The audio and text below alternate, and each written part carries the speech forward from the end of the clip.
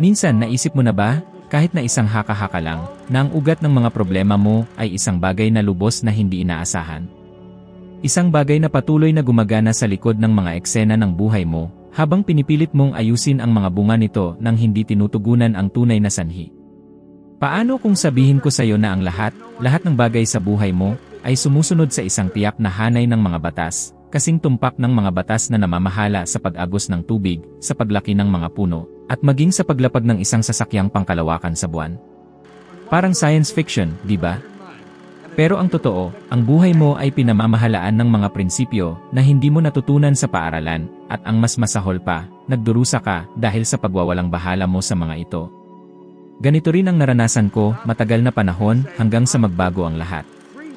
Ang nakakatuwang isipin, karamihan sa mga tao ay nabubuhay na para bang lahat ay sadyang nagkataon lang, parang isang laro ng sugal kung saan ang iba ay tila pinagpala ng tagumpay, habang ang iba naman ay nagdurusa sa walang katapusang mga kapahamakan. Pero ibahagi ko sa iyo ang isang katotohanang magbabago sa buhay mo, walang anuman, kahit na anong bagay, ang sadyang nagkataon lang. Mayroong isang batas na laging gumagana, na may katumpakan ng matematika, ang batas ng patuloy na pagbabagong anyo ng enerhiya. Lahat ng nasa paligid mo ay patuloy na gumagalaw, patuloy na nagbabago. Ang enerhiya na bumubuo sa sansinukob ay hindi kailanman nananatili. Umaagos ito ng walang tigil, mula sa isang estado patungo sa isa pa, mula sa isang anyo patungo sa isa pa. Kasama na rito ang iyong buhay, ang iyong mga hamon, ang iyong mga tagumpay, at higit sa lahat, ang iyong mga resulta. Baka nagtatanong ka kung bakit parang ikaw ay nakakulong, bakit nauubos agad ang pera mo bago matapos ang buwan, bakit hindi umuunlad ang iyong karera, bakit nabibigo ang mga relasyon mo, bakit mahina ang iyong kalusugan. Naiintindihan ko dahil naranasan ko na rin kung nasaan ka ngayon. Kilala ko ang paghihirap ng pagtingin sa iyong bank statement at maramdaman ang paninikip ng dibdib, ang pagbukas ng refrigerator at pagkalkula kung ano ang kaya mong bilhin, ang pagplano ng isang malabo at walang pag-asang kinabukasan. Pero natuklasan ko na habang nakatuon ako sa mga paghihirap, sa pagreklamo at sa pagiging biktima, mas pinapalakas ko lang ang enerhiya ng kakapusan. At ang sansinukob, masunurin gaya ng dati, ay patuloy na binibigyan ako ng higit pa rito. Nanginginig ako sa dalas ng kakulangan at iyon ang natatanggap ko bilang kapalit. Naalala ko ang isang partikular na yugto ng buhay ko, noong nagtatrabaho ako bilang isang janitor sa Toronto. Nilinis ko ang mga opisina ng mga kumpanya, mga lugar kung saan nagtatayo ng kayamanan ng iba, habang ako ay halos walang pera pang pamasahe pauwi. Isang gabi, habang nakahiga sa sahig ng aking maliit na apartment, nakatingin sa kisame, tinanong ko ang sarili ko, bakit ganito ang buhay ko? Bakit hindi ko mayahon ang sarili ko sa sitwasyon na ito? Doon ko natuklasan ang isang libro, ang Think and Grow Rich ni Napoleon Hill.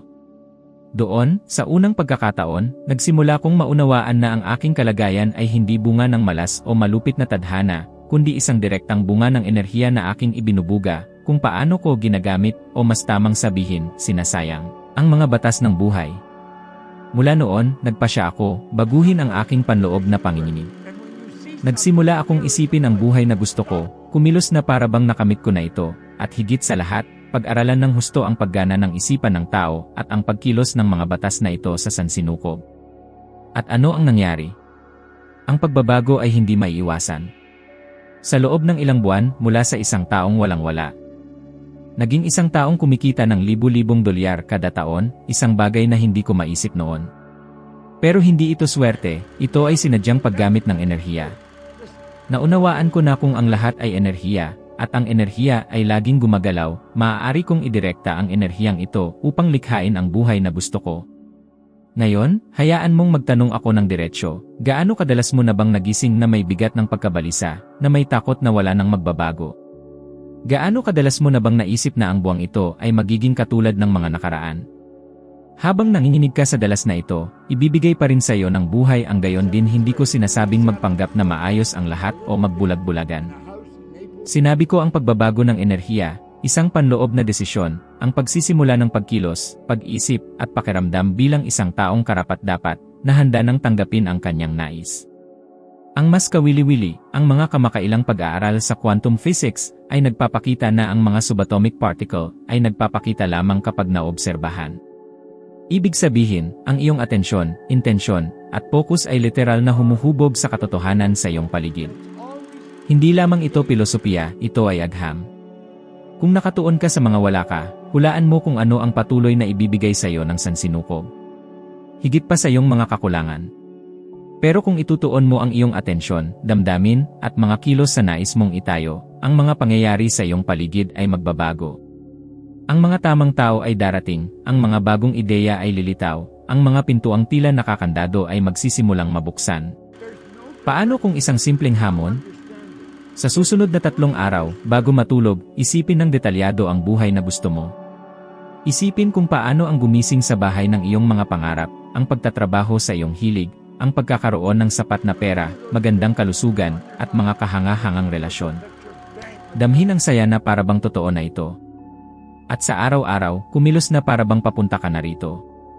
Ang enerhiya na iyong ibinubuga ang katotohanang iyong inaakit. At kapag natutunan mong sinasadya na gamitin ang batas na ito, ang iyong buhay ay hindi na magiging pareho. Napansin mo na ba kung paano tila may sariling ritmo ang buhay, na parabang lahat ay nangyayari sa mga alon? May mga yugto kung saan ang lahat ay maayos, ang pera ay dumarating, ang mga oportunidad ay sumusulpot, ang mga relasyon ay gumaganda, at bigla, walang babala, ang lahat ay gumuho. Tumatahimik ang telepono, nawawala ang mga kliyente, ang pera ay sumisingaw, ang mga problema ay dumarami. Parang tinalikuran ka na ng swerte, di ba? Alam ko kung ano ang pakiramdam nito, dahil naranasan ko na ito ng maraming beses. Pero may isang bagay na lubos na nagbago sa aking pananaw sa mga tagumpay at kabiguan, ang lahat sa buhay ay gumagana sa mga siklo. Mayroong isang batas na namamahala sa paggalaw na ito, ang batas ng ritmisidad. Walang nananatiling nakatigil. Ang lahat ng umaakyat ay bumababa. Ang lahat ng bumababa ay muling aakyat. Ang mga panahon ay nagbabago, ang tubig ay umaalon, ang araw ay nagiging gabi at ang gabi ay nagiging araw. Ito ay isang daloy, isang likas na paggalaw, na likas sa buhay. Ang problema ay karamihan sa mga tao, marahil ikaw rin, ay itinuturing ang mga mahirap na panahon bilang katapusan. Kapag dumating ang krisis, kapag dumami ang mga bayarin, kapag natapos ang isang relasyon, kapag humina ang kalusugan, ano ang ginagawa mo? Nalulungkot ka ba? Nagrereklamo ka ba? Iniisip mo bang sumuko? Ganoon din ang ginagawa ko noon. Kinakabahan ako, lumulubog ako sa mga negatibong pag-isip, naniniwala akong lalala pa ang lahat. At lumalala nga. May isang yugto sa buhay ko, matapos makamit ang tagumpay, na nasangkot ako sa mga pamumuhunan na hindi ko maintindihan. Resulta, nawala ang halos lahat ng aking pinaghirapan sa loob ng maraming taon. Isa ito sa mga pinakamadilim na panahon sa aking paglalakbay. Naalala ko ang mga gabing hindi ako makatulog, nakatingin sa kisame at nagtatanong, paano ko ito nagawa? Nakaramdam ako ng kahihiyan, takot, galit, lahat ng magkakasama. Pero ano ang nag-udyok sa akin na bumangon muli? Ang pag-alala sa batas na ito. Ang pag-unawa na kung nasa pinakamababa ako, ang susunod na likas na galaw ay ang pag-akyat. At iyon na ang nangyari. Nang tumigil ako sa pakikipaglaban sa siklo, nang tanggapin ko na ito ay isang panandaliang panahon lamang at nagsimulang maghanda sa isip para sa isang bagong yugto, ang mga bagay ay nagsimulang magbago. Isang hindi inaasahang imbitasyon sa isang pagsasalita, isang bagong kliyente, isang matagumpay na proyekto, lahat ay bumalik sa dati. Ngayon, hayaan mo akong magtanong, gaano kadalas mo na bang isinuko ang iyong sarili sa kawalan ng pag-asa, na iniisip na ang masamang panahon ay magtatagal magpakailanman? Gaano kadalas mo na bang sumuko, ilang hakbang na lang sana bago mo mabago ang laro? Ang mga pag-aaral sa sikolohiya ay nagpapakita na karamihan sa mga tao ay iniiwan ang kanilang mga proyekto, mga layunin, at mga pangarap sa mismong punto ng pinakamataas na tensyon sa emosyon, na kung saan ay, kapansin-pansin, ang sandali bago ang pagbabago. Ang kailangan mong maunawaan ay ang pagkilala sa mga siklo ng buhay ay nagbibigay sa iyo ng kapangyarihan. Kapag alam mong nasa mababang bahagi ka ng alon, hindi ka kinakabahan. Naghanda ka, nagpapalakas ka sa emosyon, nag-aaral ka, nagpapaunlad ng iyong kakayahan, nagpapanatili ng bukas na isipan, dahil alam mong darating ang susunod na alon. Laging darating. Isang mahalagang paalala, huwag mong ikalito ang pagtanggap sa siklo sa pagiging kampante. Iba ang pag-unawa na ito ay isang yugto, iba naman ang pagkrus ng mga braso at paghihintay na ang mga bagay ay kusang mag-ayos. Hindi, kailangan mong kumilos, kailangan mong magtanim ng patuloy, kahit na mukhang walang namumulaklak. Isang malinaw na halimbawa. Si Walt Disney. Bago niya maitatag ang kanyang imperyo, siya ay nabangkarote, tinanggihan ng maraming studio, nawalan ng karapatan sa kanyang sariling karakter, si Oswald the Lucky Rabbit. Sinumang iba ay sumuko na. Pero naintindihan niya ang siklo at nagpatuloy, lumikha ng walang iba kundi si Mickey Mouse, na nagbago ng pagkabigo sa isang bagong yugto ng tagumpay. Isipin, anong siklo ang iyong nararanasan ngayon? Nasa mataas na bahagi ka ba ng alon o nasa mababa? Kung nasa mababa, mahusay. Ibig sabihin, ang pag-akyat ay mas malapit kaysa sa iyong inaakala. Pero para dito, kailangan mong magtiyaga, kailangan mong magpatuloy. Gawin ito, sa susunod na 7 araw, isulat ang lahat ng positibong bagay na mangyayari, kahit na ang mga maliliit na bagay, isang ngiti, isang hindi inaasahang mensahe, isang magandang balita, anumang palatandaan na ang alon ay nagbabago. Ito ay tutulong sa iyo na mapanatili ang focus at enerhiya sa tamang lugar hanggang sa dumating ang pagbabago. At maniwala ka, darating ito. Ngayon, sa puntong maaaring mas masakit, maging para sa iyo, ang ugnayan sa pagitan ng sanhi at bunga. Gusto kong huminto ka sandali at tumingin sa paligid. Ang lahat ng nangyayari sa iyong buhay ngayon ay bunga ng mga sanhi na iyong nilikha, sinasadya man o hindi. Kung ikaw ay may utang, kung nasa trabaho kang kinasusuklaman, kung nakakaramdam ka ng kalungkutan, kung mahina ang iyong kalusugan, o kung ang iyong buhay ay parang isang walang katapusang siklo ng mga problema, ang totoo ay lahat ng ito ay may pinagmulan. Walang alinlangan. Walang nangyayari dahil nagpasya ang sansinukob na parusahan ka. Ito ang batas ng sanhi at bunga na gumagana. Sa loob ng maraming taon, ako ay isang halimbawa kung paano maaaring gumana ang batas na ito laban sa atin kapag hindi natin naunawaan ang paggana nito.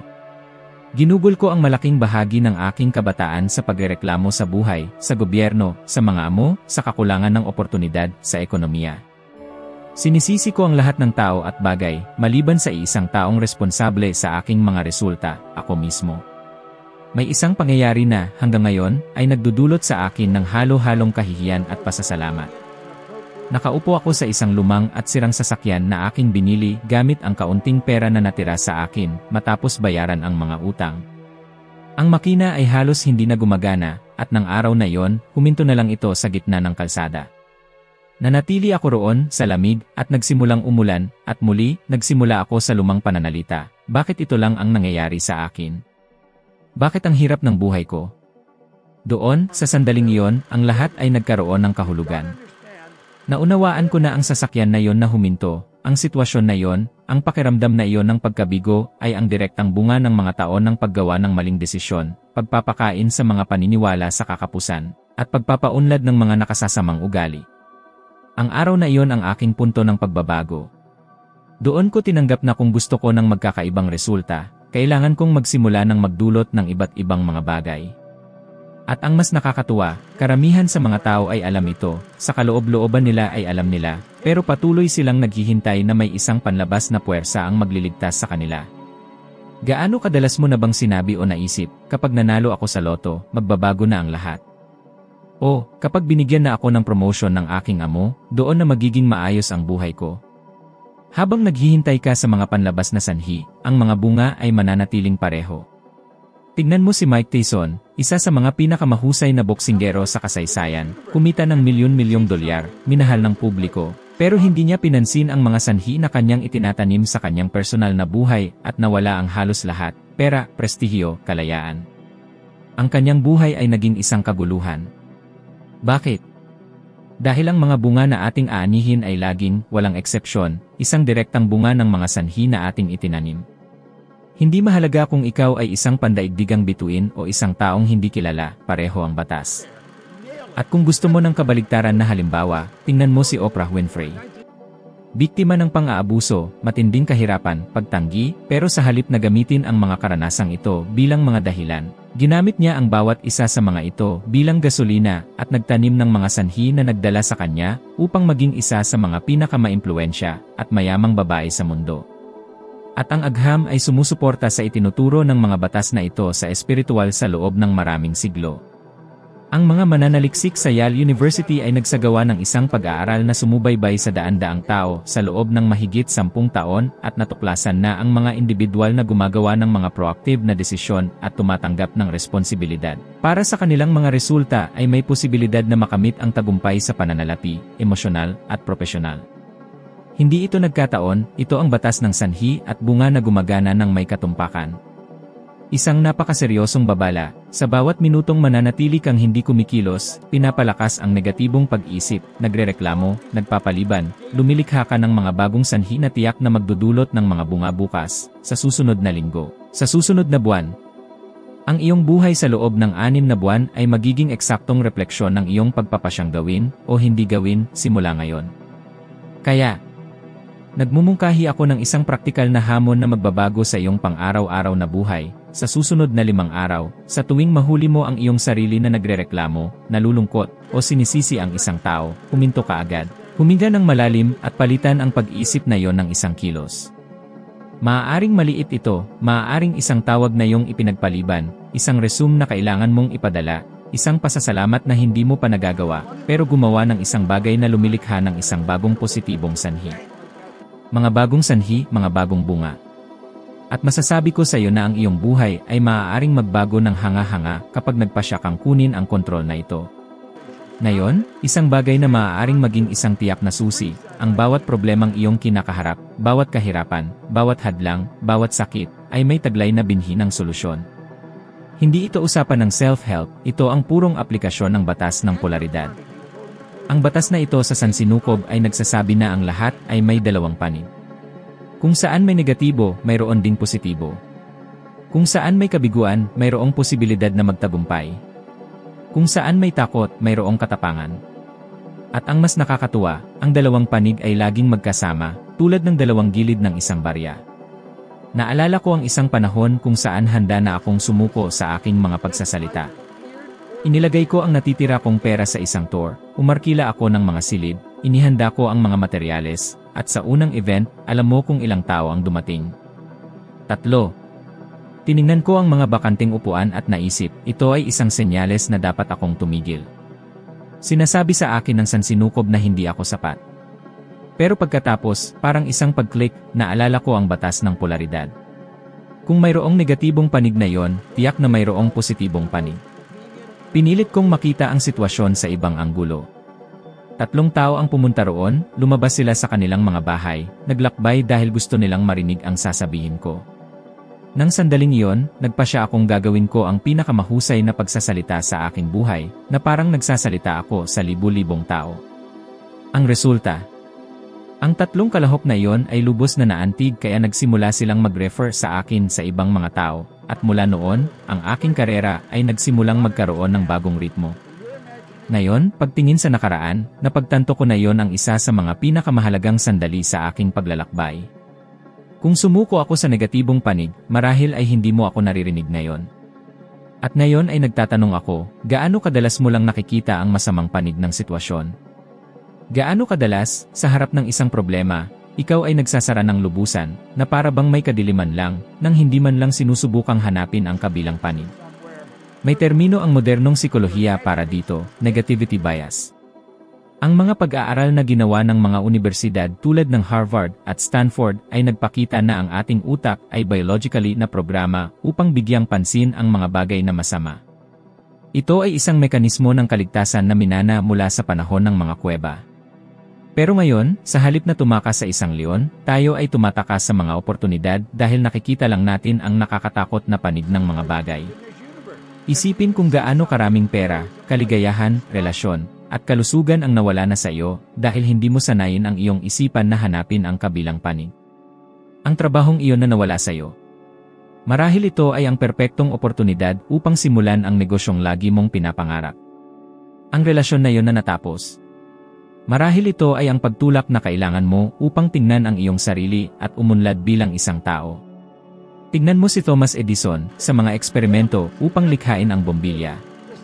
Siya ay nabigo ng mahigit 1,000 beses. Mahigit 1,000 nabigong pagtatangka. Alam mo ba ang kanyang sagot nang tanungin siya kung ano ang naramdaman niya sa pagkabigo ng maraming beses? Sinabi niya, hindi ako nabigo ng 1,000 beses, natuklasan ko ang 1,000 paraan kung paano hindi gumawa ng bombilya. Iyan ang pagtingin sa polaridad gamit ang mga mata ng isang tunay na nagwagi.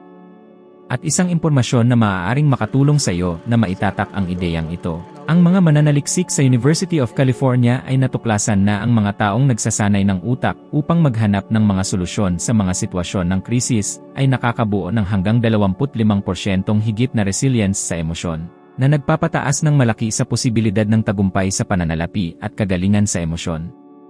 Isang mapaghamong imbitasyon, sa tuwing may problemang darating sa iyong buhay sa susunod na 7 araw, gusto kong isulat mo sa isang papel, sa isang panig ang problema, at sa kabilang panig, kahit na 3 posibleng solusyon o aral na maaaring ipinakikita sa iyo ng sitwasyon na iyon. Hindi kailangang maging isang himala ang solusyon, ang pagsasanay lang ng pagpilit sa isipan na maghanap ng kabilang panig ay magsisimulang magreprogram sa iyong mental pattern. At higit pa, ibahagi ang pagsasanay na ito sa isang taong pinagkakatiwalaan mo, isang kaibigan, isang kapamilya, dahil kapag sinasabi natin ito, ang pagbabago ay lumalakas. Dahil, sa huli, ang malaking pagbabago ay nangyayari kapag naunawaan mo na ang bawat hadlang ay, sa katunayan, isang regalo na nakasuot ng disgis, isang pagkakataon upang lumago, umunlad, at higit sa lahat, patunayan sa iyong sarili na ikaw ay mas malakas, matalino, at may kakayahan kaysa sa iyong iniisip. Kung may isang punto na gusto kong makuha mo pagkatapos ng pag-uusap na ito ay ito, walang problemang walang solusyon, mayroong limitadong pananaw lang. At ang pagbabago ng pananaw ay nasa iyong mga kamay na, simula ngayon. Lahat ng nangyayari sa iyong buhay ngayon ay may sanhi, sumusunod sa isang siklo, sumusunod sa isang polaridad, at hinuhubog ng enerhiyang iyong ibinubuga. Wala sa alanganin, wala sa parusa, lahat ay bunga, at higit sa lahat ay maaaring mabago.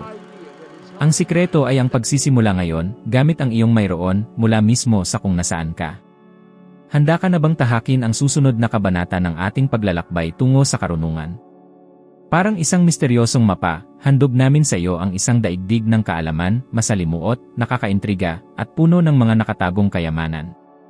Lalalim pa tayo sa mga konseptong ating napag-aralan, huhukayin ang mga ugat nito, hahanapin ang mga koneksyon nito sa iba pang mga ideya, hanggang sa maging kristalino ang lahat sa iyong isipan. Isipin mo na parang pag-akyat sa isang bundok, mahirap, pero ang tanawin sa tuktok ay higit pa sa iyong inaasahan. Bawat video ay isang bagong tagumpay, isang hakbang palapit sa iyong personal na paglago. Hindi lang basta pag-ipon ng impormasyon ang ating gagawin, kundi pagbubuo ng isang matibay na pundasyon ng kaalaman, isang pundasyong magagamit mo sa pagbuo ng iyong kinabukasan. Magiging mas matalas ang iyong pag-isip, mas malawak ang iyong pananaw, at mas tiwala ka sa iyong kakayahan. Handa ka na bang hubugin ang iyong sarili, ang iyong pag-isip, ang iyong pananaw sa mundo, ang iyong kakayahang harapin ang mga hamon? Ang ating paglalakbay ay hindi lang pag-aaral, ito ay isang pagbabagong mag-iwan ng marka sa iyong buhay, sa iyong mga relasyon, sa iyong propesyon, at higit sa lahat, sa iyong pagkatao. Kaya't samahan mo kami ulit sa ating susunod na paglalakbay, isang paglalakbay na hindi lang nakakainganyo, kundi nagpapayaman din ng kaluluwa. Maraming salamat sa iyong patuloy na suporta at dedikasyon. Ang iyong pagnanais na matuto ay nagbibigay inspirasyon sa amin upang lumikha pa ng mga mahahalagang video na magiging kapaki-pakinabang sa iyong paglalakbay. Kita-kits sa susunod na video.